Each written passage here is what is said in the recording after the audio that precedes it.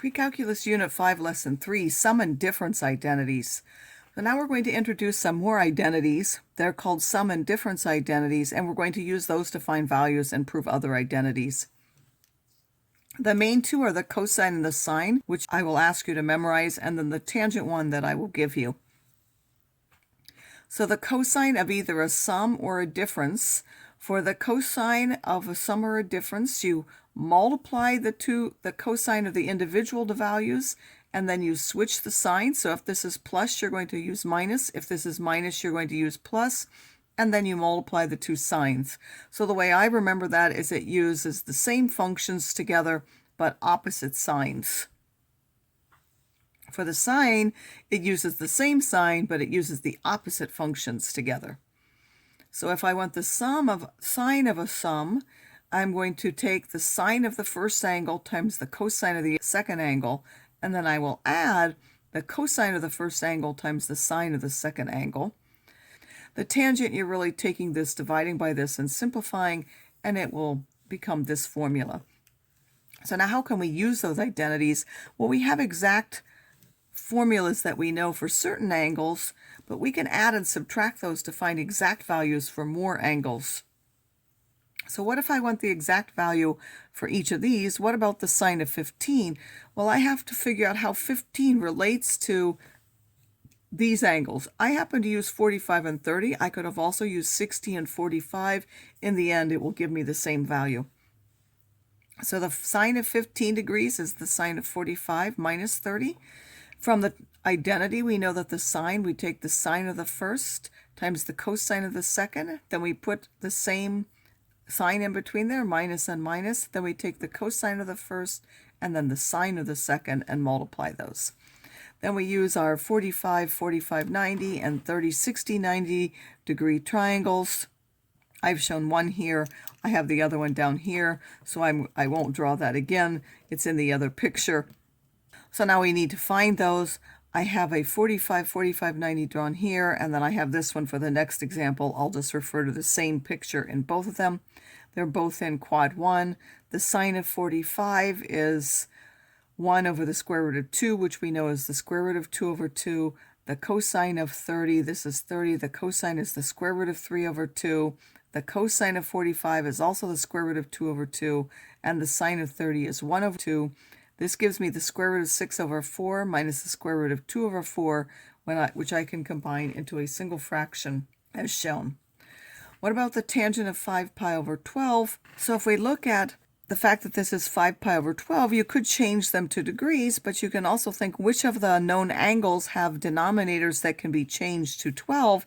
Well, pi over 2 is 6 pi's over 12. That's already too big. We have pi over 3, which if we multiply the top and the bottom by 4, is 4 pi over 12. Pi over 6 is 2 pi over 12. And pi over 4 is 3 pi over 12. So you look at those, which two of those will add to 5 pi over 12? That's pi over 6 and pi over 4. And now we use our tangent formula. For the tangent, you add the two different tangents or subtract them matching on the top, and then on the bottom you do one with the opposite sign and then the two multiplied. So I'm going to take the tangent of pi over 6 plus the tangent of pi over 4 and then do 1 minus the product of those two. Again, the tangent of pi over 6 is now going to be 1 over the square root of 3, which is simply the square root of 3 over 3. The tangent of pi over 4 is 1 over 1, which is just 1. And then I simplify that. I can't keep the fractions, so I multiply by 3 over 3 to give me this. And then I can't keep this radical in the denominator, so I multiply by its conjugate. When you simplify that, that gives you this. Each thing is divisible by 6, so that simplifies to the square root of 3 plus 2. You can also have a complicated expression like this and need to recognize that that's really an identity for a single angle. This is a sine times a cosine minus a cosine times a sine. So this has the opposite ones together. That's an indication that the sine identity. For the sine, how does it work? If it's a minus in between. And that means I'm going to subtract those two angles. And that's the same as the sine of 25 degrees. There are lots of other ways you could write the sine of 25 degrees. You could also use 35 and 10. You could use any pair which either add or subtract to give you 25. Now we were given that this is an identity, or something similar to that was an identity before. We had pi over 2 minus that.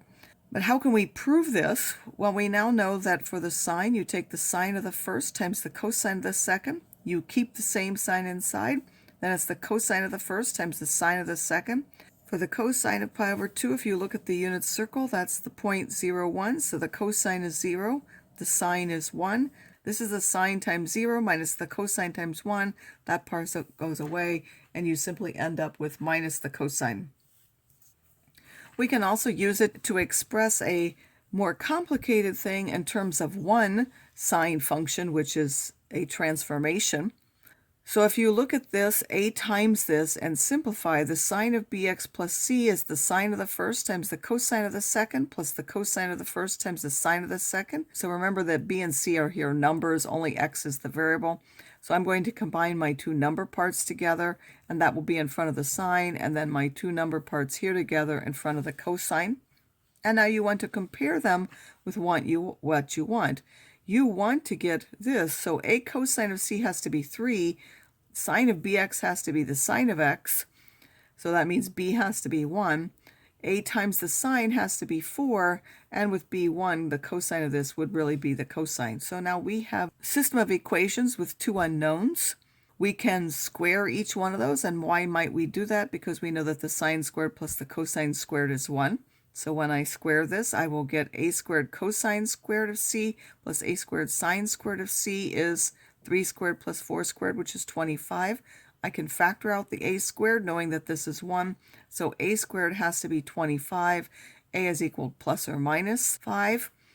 We will choose a equals 5. You could also write a function which had a minus 5 there.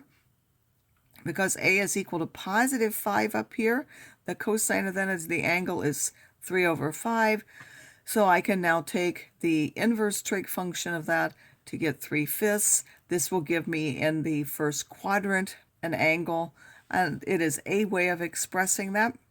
So the cosine is here, this angle, or I could simply write it as the cosine inverse of 3/5. So y would be 5 times the sine of b is 1, so that would give us x, cosine inverse of 3/5, or that's approximately 0.9273 if we replace it with its decimal approximation.